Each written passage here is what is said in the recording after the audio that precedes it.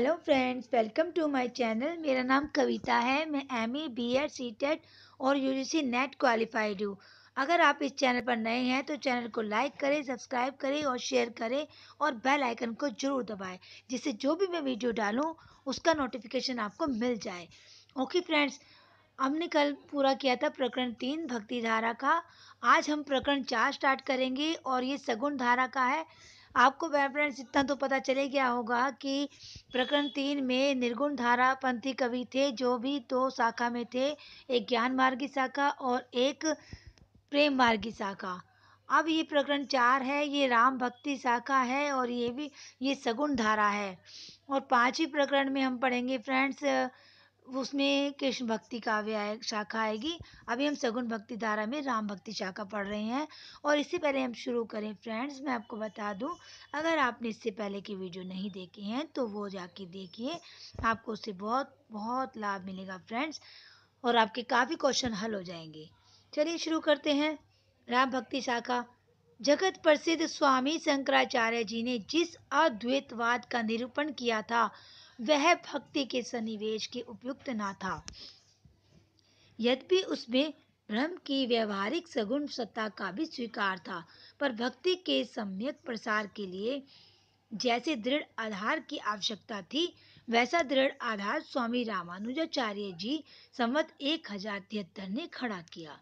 उनके विशिष्टाद्वैतवाद के अनुसार चिद चिदी शिष्ट ब्रह्म के ही अंश जगत के सारे प्राणी हैं, जो उसी से उत्पन्न होते हैं और उसी में लीन होते हैं।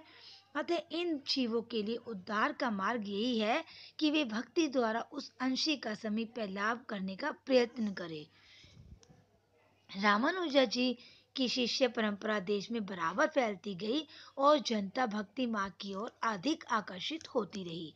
रामानुजाचार्य जी के श्री संप्रदाय में, अब आप फ्रेंड्स ये नोट कर लो कि श्री संप्रदाय रामानुजाचार्य जी का था। विष्णु या नारायण की उपासना है इसमें। इस संप्रदाय में अनेक साधु महात्मा बराबर होते गए। विक्रम की 14वीं शताब्दी के अंत में वैष्णव श्री संप्रदाय के प्रधान आचार्य जी राघवानंद जी काशी में रहते थे। अधिक अवस्था होते देख के बराबर इस चिंता में रहा करते थे कि मेरे उपरांत संप्रदाय के सिद्धांतों की रक्षा किस प्रकार हो सकेगी। अंत में राघवानंद जी रामानंद जी को दीक्षा प्रदान कर निश्चित हुए और थोड़े दिनों में परलोकवासी हुए। कहते हैं कि रामानंद जी ने भारतवर्ष का पर्यटन करके अपने संप्रदाय का प्रचार किया। स्वामी रामानंद जी के समय में यही कोई लेख न मिलने से हमें उसके निश्चय के लिए कुछ आनुषंगिक बातों का सहारा लेना पड़ता है। वैरागियों की परंपरा में रामानंद जी का मनिकपुर के शेख तकी पीर के साथ वाद विवाद होना माना जाता है। ये शेख तकी दिल्ली के बादशाह सिकंदर लोदी के समय में थे। कुछ लोगों का मत है कि वे सिकंदर लोदी की पीर जो थे, मतलब वो गुरु उनके, उन्हीं के कहने से उसने कबीर साहब को जंजीर से बांध कर गंगा में डुबाया था। कबीर के शिष्य धर्मदास ने भी इस घटना का उल्लेख किया है। शाह सिकंदर जल में बोरे बहुरी अग्नि पर जारे, मेहमत हाथी आनी झुकाए, सिंह रूप दिखराए, निर्गुण कथई अभय पद गावे, जीवन को समझाए, काजी पंडित सबे हराए, पार को नहीं पाए। शेख तकी और कबीर के संवाद ही प्रसिद्ध है। इससे सिद्ध होता है कि रामानंद जी दिल्ली के बादशाह सिकंदर लोदी के समय में वर्तमान थे। सिकंदर लोदी संवत 1546 से संवत 1574 तक गद्दी पर रहा। अतः इन 28 वर्षों के काल विस्तार के भीतर, चाहे आरंभ की हो चाहे अंत की, रामानंद जी का वर्तमान ही होता है। कबीर के समान सेन भगत भी रामानंद जी के शिष्यों में प्रसिद्ध है। ये सेन भगत बांधवगढ़, आपको इतना तो पता ही होगा फ्रेंड्स जी कि रामानंद जी के 12 शिष्य थे। उनको सबको नोट कर लो। अभी कबीर और सेन के बारे में तो आ चुका है, ये दो इसके शिष्य थे। अभी आगे और भी आएंगे। ये सेन भगत बांधवगढ़ नरेश के नाई थे और उनकी अब ये एक एक करके बता रहे हैं फ्रेंड्स, ये कौन कौन से क्या थे। ये सेन भगत के बारे में बता रहे हैं। ये कौन बांधवगढ़ नरेश थे, इसका पता भक्तमाल राम रसिक कावली में रीवा नरेश महाराज रघुराज सिंह ने दिया है। बाधवगढ़ पूरव जो गायो, सेन नाम ना पित तह जायो, ताकि रहे सदा यह रीति, करत रहे साधुन सो प्रीति, तह को राजा राम भगेला, बरन्यो तेहि कबीर को चेला, करे सदा तिनकी सेवकाई, मुकर दिखावे तेल लगाई। रीवा राज्य के इतिहास में राजा राम या रामचंद्र का समय संवत 1611 से 1648 तक माना जाता है। रामानंद जी से दीक्षा लेने के उपरांत ही सेन पक्के भगत हुए होंगे। पक्के भगत हो जाने पर ही उनके लिए भगवान के नाई का रूप धरने वाली बात प्रसिद्ध हुई होगी। उक्त चमत्कार के समय वे राज सेवा में थे, अतः राजा रामचंद्र से अधिक 30 वर्ष पहले यदि उन्होंने दीक्षा ली हो तो संवत 1575 या 1580 तक रामानंद जी का वर्तमान ठहरता है। इस दशा में स्थूल रूप से उनका समय विक्रम की 15वीं सदी के चतुर्थ और 16वीं सदी के तृतीय चरण के भीतर माना जा सकता है। श्री रामार्चन पद्धति में रामानंद जी ने अपनी पूरी गुरु परंपरा दी है। उसके अनुसार रामानुजाचार्य जी रामानंद जी से 14 पीढ़ी ऊपर थे। रामानुजाचार्य का परलोकवास संवत 1194 में हुआ। अब 14 पीढ़ियों के लिए यदि हम 300 वर्ष रखें तो रामानंद जी का समय ही वही होता है जो ऊपर दिया था। रामानंद जी का कोई वृत्त ज्ञात नहीं। तत्वतः रामानुजाचार्य जी के मतावलंबी होने पर भी अपनी उपासना पद्धति का उन्होंने विशेष रूप रखा। उन्होंने उपासना के लिए वैकुंठ निवासी विष्णु का स्वरूप न लेकर लोक में लीला विस्तार करने वाले अनेक अवतार राम का आश्रय लिया। इनके इष्ट देव राम हुए और मूल मंत्र हुआ राम नाम। पर इससे यह नहीं समझना चाहिए कि इसके पूर्व देश में राम उपासना भक्त होते ही नहीं थे। रामानुजाचार्य जी ने जिस सिद्धांत का प्रतिपादन किया उसके प्रवर्तक सठ गोपाचार्य उनसे 5 पीढ़ी पहले हुए हैं। उन्होंने अपनी सहस्त्र गीति में कहा है, दशरथस्य सुतं तं बिना अन्य शरणम वान्याम नस्मि। श्री रामानुज के पीछे उनके शिष्य कुरेश स्वामी हुए, जिनकी पंचस्तवी में राम का विशेष भक्ति स्पष्ट झलकती है। रामानंद जी ने केवल यह किया कि विष्णु के अन्य रूपों में राम रूप को ही लोक के लिए अधिक कल्याणकारी समझ छाट लिया और एक सबल संप्रदाय का संगठन किया। इसके साथ ही साथ उन्होंने उदारता पूर्वक मनुष्य मात्र को इस सुलभ सगुण भक्ति का अधिकारी माना और देश भेद, वर्ण भेद, जाति भेद आदि का विचार भक्ति मार्ग से दूर रखा। यह बात उन्होंने सिद्धों या नाथ पंथों की देखा देखी नहीं की, बल्कि भगवत भक्ति के समय में महाभारत पुराण आदि के कथित सिद्धांत के अनुसार की। रामानुज संप्रदाय में दीक्षा केवल द्विजातियों को दी जाती थी, पर स्वामी रामानंद ने राम भक्ति के द्वार सब जातियों के लिए खोल दिए और एक उत्साही विरक्त दल का संगठन किया। अब आप फ्रेंड्स ये देखिए, विरक्त दल का संगठन किया किसने किया, ये नोट कर लो, जो आज भी वैरागी के नाम से प्रसिद्ध है। पहले विरक्त दल था इसका नाम, अब वैरागी के नाम से प्रसिद्ध है। फ्रेंड्स इसीलिए मैं कहती हूँ कि वीडियो को स्किप मत कीजिए, कहीं भी कोई भी इंपॉर्टेंट पॉइंट आ जाता है और मैं इसलिए इसको ये आपको पूरा पढ़ा रही हूँ, नहीं तो मैं इसमें से खुद भी आपको चूज़ करके बता सकती थी फ्रेंड्स। लेकिन मैं लाइन वाइज लाइन इसलिए पढ़ रही हूँ ताकि जो भी इंपॉर्टेंट पॉइंट आए आप वो खुद भी नोट कर लो और मैं भी आपको बता सकूँ। ओके फ्रेंड्स, अयोध्या, चित्रकूट आदि आज भी वैरागियों के मुख्य स्थान है। भक्ति मार्ग में इनकी उदारता का अभिप्राय यह कदापि नहीं है, जैसा कि कुछ लोग समझा और कहा करते हैं। रामानंद जी वर्णाश्रम के विरोधी थे। समाज के लिए वर्ण और आश्रय की व्यवस्था मानते हुए वे भिन्न भिन्न कर्तव्यों की योजना स्वीकार करते थे। केवल उपासना के क्षेत्र में उन्होंने सबका सम्मान अधिकार स्वीकार किया। भगवत भक्ति में भी वे किसी भेदभाव को आश्रय नहीं देते थे। कर्म के क्षेत्र में शास्त्र मर्यादा इन्हें मान्य थी, पर उपासना के क्षेत्र में किसी प्रकार का लौकिक प्रतिबंध ये नहीं मानते थे। सब जाति के लोगों को एकत्र कर राम भक्ति का उपदेश ये करने लगे और राम नाम की महिमा सुनाने लगे। रामानंद जी के शिष्य, अब इनके नाम देख लीजिए, कबीरदास, रैदास, सेन नाई और गांग रोनगढ़ के राजा पीपा, जो विरक्त होकर पक्के भक्त हुए। ये 4 भक्त ये नोट कर लो फ्रेंड्स, 12 भक्त आएंगे इनके। रामानंद जी के रचे हुए भक्त नहीं फ्रेंड्स, 12 इनके शिष्य। रामानंद जी के रचे हुए केवल 2 संस्कृत के ग्रंथ है। एक तो रैदास थे इनके, रैदास भी इनके शिष्य थे और मैं अच्छे से कंफर्म कर लूँगी। 2 संस्कृत के ग्रंथ मिलते हैं, वैष्णव मताब्ज भास्कर। फ्रेंड्स आप ये मत समझिए, इसके बाद में आपके लिए पहले हिंदी साहित्य का इतिहास कंप्लीट हो जाएगा, उसके बाद में आपके लिए लाइन वाइज लाइन ये लाऊंगी, जो भी आपका सिलेबस वाइज है वो मैं आपको कंप्लीट कराऊंगी फ्रेंड्स। आप तसल्ली से पढ़ते रहिए, जो भी मैं आपको करा रही हूँ इसको अच्छे से पढ़ते रहिए, और आपको समझ में ना आए तो उसको बार बार पढ़ो, आपको याद हो जाएगा। ये याद हो गया ना फ्रेंड्स तो आप काफ़ी क्वेश्चन निकाल लेंगे। इसके बाद मैं आपको लाइन बाय लाइन जो कहानियाँ हैं, जो उपन्यास है, उनके बारे में भी मैं आपको बताऊंगी एक एक करके। अभी फ्रेंड्स अब ये ख़त्म हो जाएगा, मैं जल्दी से सोच रही हूँ ख़त्म हो जाए जल्दी से, फिर आपके लिए आपका सिलेबस पूरा डालूंगी फ्रेंड्स। और यूजी पीजी के लिए तो ये बहुत इंपॉर्टेंट है फ्रेंड्स, और ऐसे तो सभी के लिए इम्पोर्टेंट है। चलिए शुरू करते हैं।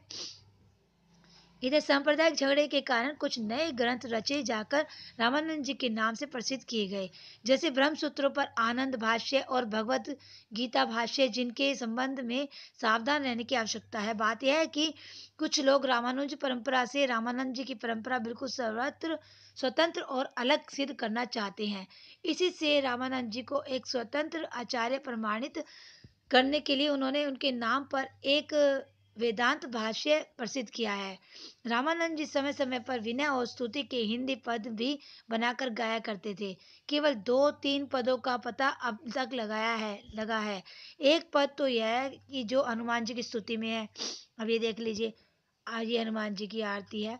आरती कीजिए हनुमान लला की, दुष्ट दलन रघुनाथ कला की, जाके बल भरते मही कापे, रोग सोग जाकी सीमा न चापे, अंजनी सुत महाबलदायक, साधु संत पर सदा सहायक, बाएं भुजा सब असुर संहारी, दहिन भुजा सब संत उबारी, लक्ष्मण धरती में मूर्छी पर्यो, पैठी पाताल जम का तर तोरियो, आनी सजीवन प्राण उबारियो, मही सब रन कै भुजा उपारियो, गाड़ परे कपि सुमिरो तो ही, हो दयाल देहु जस मोही, लंका कोट समुंदर खाई, जात पवन सुत बार न लाई, लंक प्रजारी असुर सब मारियो, राजा राम के काज सवारियो, घंटा ताल झालरी बाजे, जगमग ज्योति अवधपुर छाजे, जो हनुमान जी की आरती गावे, बसी बैकुंठ अमर पद पावे, लंक विध्वंस कियो रघुराई, रामानंद आरती गाई, सुर नर मुनि सभी करही आरती, जय जय जय हनुमान लाल जी। अब आपको फ्रेंड्स पता चल गया होगा ये आरती किसने बनाई है। ये भी क्वेश्चन में आ जाता है कि हनुमान जी की आरती किसने लिखी है। ओके फ्रेंड्स, ये रामानंद जी ने लिखी है। स्वामी रामानंद जी का कोई प्रमाणिक वृत्त न मिलने से उनके संबंध में कई प्रकार के प्रवादों के प्रचार का अवसर लोगों को मिला है। कुछ लोगों का कहना है कि रामानंद जी अद्वैतियों के ज्योति मठ के ब्रह्मचारी थे। इस संबंध में इतना ही कहा जा सकता है कि यह संभव है कि उन्होंने ब्रह्मचारी रहकर कुछ दिन उक्त मठ में वेदांत का अध्ययन किया हो, कि पीछे रामानुजाचार्य के सिद्धांतों की ओर आकर्षित हुए हो। दूसरी बात जो उनके संबंध में कुछ लोग इधर उधर कहते सुने जाते हैं, वह यह है कि उन्होंने 12 वर्ष तक गिरनार या आबू पर्वत पर योग साधना करके सिद्धि प्राप्त की थी। रामानंद जी के जो ग्रंथ प्राप्त है तथा उसके संप्रदाय में जिस ढंग की उपासना चली आ रही है, उससे स्पष्ट है कि वे खुले हुए विश्व के बीच भगवान की कला की भावना करने वाले विशुद्ध वैष्णव भक्ति मार्ग के अनुयायी थे, घट के भीतर ढूंढने वाले योग मार्गी नहीं। इसलिए योग साधना वाली प्रसिद्धि का रहस्य खोलना आवश्यक है। भक्तमाल में रामन अभी आगे फ्रेंड्स सारे जो मैं आपको बता रही थी कि भक्तमाल में रामानंद जी के 12 शिष्य कहे हुए हैं। ये भी पूछ सकते हैं कि कहाँ कहे गए 12 शिष्य, तो भक्तमाल मैं बोल रही हूँ फ्रेंड्स, एक एक लाइन वाइज पढ़ो, आपको सारा अच्छे से आ जाएगा। अनंतानंद, सुखानंद दूसरे थे, सुरानंद, नरहरियानंद, भावानंद, पीपा, कबीर, सेन, धन्ना, रैदास, पद्मावती और सुरसरी। अगर फ्रेंड्स आपने ये नोट नहीं किए हैं तो या तो इनका स्क्रीनशॉट ले लो, या आप इनको नोट कर लो, या बार बार वीडियो को सुनो। अनंतानंद जी के शिष्य कृष्ण का दास पहारी हुए, जिन्होंने गलता अजमेर राज्य राजपुताना में रामानंद संप्रदाय की गद्दी स्थापित की। यही पहली और प्राचीन प्रधान गद्दी हुई। रामानुज संप्रदाय के लिए दक्षिण में जो महत्व तोतादरी का था, वही महत्व रामानंद संप्रदाय के लिए उत्तर भारत में गलता को प्राप्त हुआ। यह उत्तर तोतादरी कहलाया। कृष्णदास पहाड़ी राजपुताने की ओर दाहिमा ब्राह्मण थे, जैसा कि आदि काल के अंतर्गत दिखाया जा चुका है। भक्ति आंदोलन के पूर्व देश में विशेषतः राजपुताने में नाथपंथी कनपट योगियों का बहुत प्रभाव था, जो अपनी सिद्धि की धाक जनता पर जमाए रहते थे। जब सीधे साधे वैष्णव भक्ति मार्ग का आंदोलन देश में चला, तब उसके प्रति दुर्भाव रखना और उनके लिए स्वाभाविक था। कृष्णदास पेहारी जब पहल गलता पहुंचे, तब वहां की गद्दी नाथपंथी योगियों के अधिकार में थी। वे रात भर टिकने के लिए विचार से वहां धुनी लगाकर बैठ गए, पर कनपटों ने उन्हें उठा दिया। ऐसा प्रसिद्ध है कि इस पर पथराजी ने भी अपनी सिद्धि दिखाई और वे धुनी की आग एक कपड़े में उठाकर दूसरी जगह जा बैठे। यह देख योगियों का महंत बाद बनकर उनकी ओर झपटा। इस पर राजी के मुंह से निकला कि तू कैसा गधा है। वह महंत तुरंत गधा हो गया और कनपटों की मुद्राएं उनके कानों से निकलकर पेहारी जी के सामने इकट्ठी हो गई। आमेर के राजा पृथ्वीराज के बहुत प्रार्थना करने पर महंत फिर आदमी बनाया गया। उसी समय राजा पेहार जी के शिष्य हो गए और गलता की गद्दी पर रामानंद वैष्णवों का अधिकार हुआ। ओके फ्रेंड्स, आज के लिए इतना ही काफ़ी है। बाकी कल पढ़ेंगे। कल ये राम भक्ति शाखा का जो है फिनिश हो जाएगा। उसके बाद हम कृष्ण भक्ति शाखा करेंगे। और फ्रेंड्स, मैं आपको बता दूं, इसके बाद जैसे ही ये पूरा होगा, मैं सिलेबस वाइज डालूंगी आपके लिए। और आपको ये भी बता दूं कि अभी मैं क्वेश्चन इसलिए नहीं डाल रही हूँ फ्रेंड्स, जैसे ही पेपर नज़दीक आएगा जब मैं आपके लिए क्वेश्चन डालूंगी और आपको मॉक टेस्ट भी दूंगी, ताकि आपकी पढ़ाई हो। क्योंकि अभी से क्वेश्चन आप पहले इससे स्टडी कीजिए, डीपली पढ़ाई कीजिए कि कहाँ कहाँ से क्वेश्चन आते हैं और कैसे कैसे लाइन वाइज कहीं से भी कुछ भी पूछ लेते हैं। अगर आप ये लाइन वाइज पढ़ा होगा तो मैं जब मॉक टेस्ट दूंगी फ्रेंड्स, आप वो आराम से कर लेंगे। और अभी तो मार्च में इसके निकलेंगे फॉर्म फ्रेंड्स, ऑनलाइन भरे जाएंगे, आप तब भर देना। अभी तो काफ़ी टाइम है, इसलिए मैं पूरा सिलेबस डाल रही हूँ ताकि आप अच्छे से स्टडी कर सके और आपका नेट क्लियर हो सके। फ्रेंड्स, मेरी शुभकामना है आपका नेट इस बार ज़रूर क्लियर होगा, क्योंकि आपको जो मेरे से पढ़ाई करे फ्रेंड्स, उनका लगभग हो ही जाएगा, अगर उन्होंने खुद भी मेहनत करी है तो फ्रेंड्स। ये मैं आपको दावे के साथ कह रही हूँ। जिस तरह से मैं आपको पढ़ा रही हूँ और जिस तरह से मैं आपकी ये वीडियो बना रही हूँ आपके लिए, आप अगर इसको ध्यान से स्टडी करेंगे ना, पूरा ध्यान से, आप एक एक वर्ड को लाइन से ध्यान से सुनेंगे। और आप ही फ्रेंड्स काम करते करते भी सुन सकते हैं, इसमें कोई ये नहीं है। आप वीडियो चला के अपना कोई भी काम कर सकते हैं, चाहे आप ऑफिस में हो चाहे घर में हो। क्योंकि मैंने फ्रेंड्स ऐसे ही पढ़ाई की है, इसलिए मैं आपको बता रही हूँ कि आप पूरा दिन अपना टाइम टू टाइम, जब भी आपको टाइम मिले आप तभी पढ़ सकते हो फ्रेंड्स। ओके फ्रेंड्स, अगर आप चलते चलते फिर मैं आपको बता दूं, अगर आपने सब्सक्राइब नहीं किया चैनल तो फ्रेंड्स सब्सक्राइब जरूर कर लें और बेल आइकन को भी जरूर बजा दें, ताकि आपकी जितनी भी मेरी आने वाली वीडियो है आपको सबसे पहले मिले। जैसे मैं वीडियो डालूं आपको तुरंत नोटिफिकेशन मिल जाएगा और आप सबसे पहले वीडियो देख पाएंगे फ्रेंड्स। ओके फ्रेंड्स, चलिए, और शेयर ज़रूर कीजिए, लाइक ज़रूर कीजिए। ओके, और अपना ध्यान रखिए। Okay, bye.